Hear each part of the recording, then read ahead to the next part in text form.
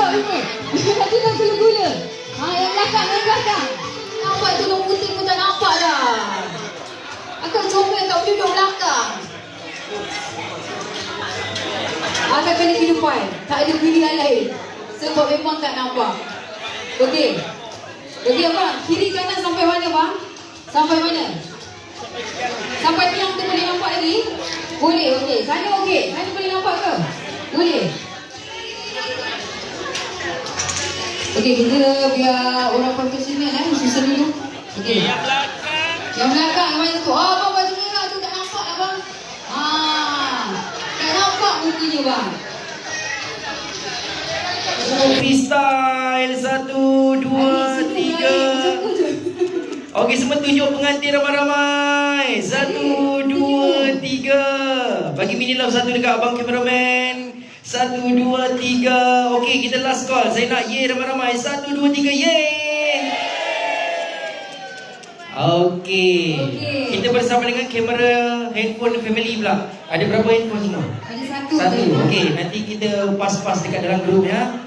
Okey, mana kamera kita buat formal dulu. 1, 2, 3. Lagi sekali. 1, 2, 3.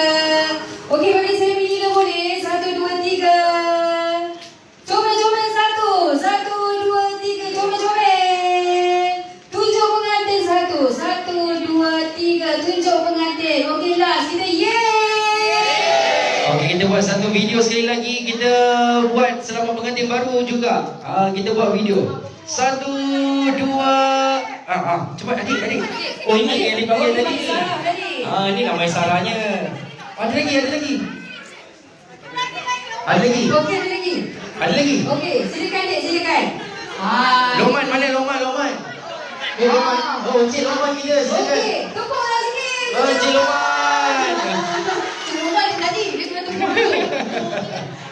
Okey, dalam keadaan 3, selamat pengantin baru. Lepas tu lambai kamera Okey, kita try dulu. Cuba tengok yang pertama. 1, 2, 3.